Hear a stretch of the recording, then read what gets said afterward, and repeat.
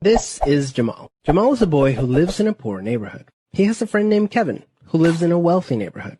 All of Jamal's neighbors are African American, and all of Kevin's neighbors are white. Because Jamal's school district is mostly funded by property taxes, his school is not very well funded. His classrooms are overcrowded, his teachers are underpaid, and he doesn't have access to high-quality tutors or extracurricular activities. Kevin's school district is also funded by property taxes, so his school is very well funded. His classrooms are never crowded, his teachers are very well paid, and he has access to high-quality tutors and lots of extracurricular activities. Kevin and Jamal live only a few streets away from each other. So how come they're growing up in such different worlds with such different opportunities for success? The answer has to do with America's history of systemic racism. To understand it better, let's look at what life was like for Kevin and Jamal's grandparents. Decades after the Civil War, many government agencies started to draw maps dividing cities into sections that were either desirable or undesirable for investment. This practice was called redlining, and it usually blocked off entire black neighborhoods from access to private and public investment. Banks and insurance companies used these maps for decades to deny black people loans and other services based purely on race. Historically speaking, owning a home and getting a college education is the easiest way for an American family to build wealth. But when Jamal's grandparents wanted to buy a house, the banks refused because they lived in a neighborhood that was redlined. So Jamal's grandparents were not able to buy a home, and because colleges could prevent them from attending through legal segregation, their options for higher education were really scarce. Kevin's grandparents, on the other hand, got a low-interest loan to buy their first house and got accepted into a handful of top universities, which traditionally only accepted white students. This opened up a wealth of opportunities that they were able to pass on to their kids and grandkids.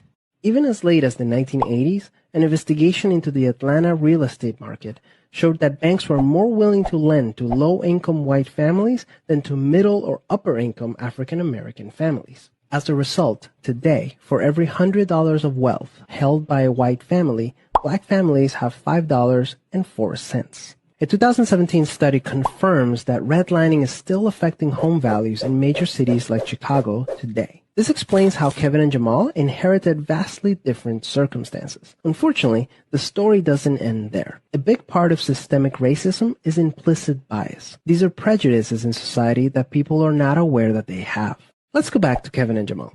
Against all odds, Jamal manages to be the only student from his high school to get accepted into a great university, the same one that Kevin and his high school friends are attending. But after Kevin and Jamal both graduate, Jamal notices that his resume isn't drawing as much interest as Kevin's, even though they graduated from the same program with the exact same GPA. Unfortunately for Jamal, studies show that resumes with white-sounding names get twice as many callbacks as identical resumes with black-sounding names. Implicit bias is one of the reasons why the black unemployment rate is twice the rate of white unemployment, even among college graduates today. You can see evidence of systemic racism in every area of life. The disparities in family wealth, incarceration rates, political representation, and education are all examples of systemic racism. Unfortunately, the biggest challenge with systemic racism is that there's no single person or entity responsible for it, which makes it very hard to solve.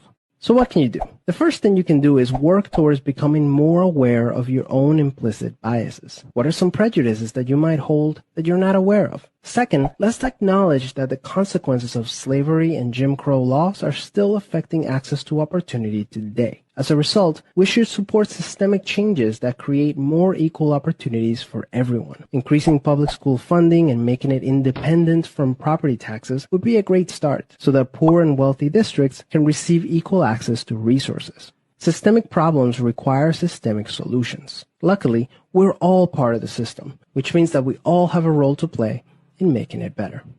Peace.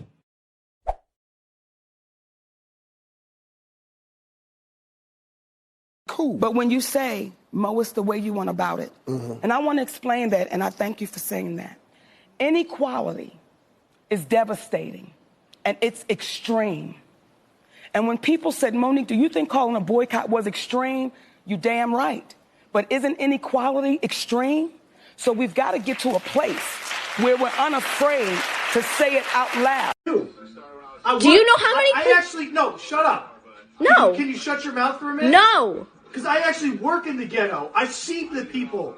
Do you know why they're in that physically go and I position? see these people. Do you understand the systematic They and get all historical kinds reason of for why they're in chances that and position? They don't care. All they want to do is be ghetto. No. Yes, there's No. some that don't, and there's good people. No. And then there's most of them just want to suck off the system or do something bad like drugs or gangs.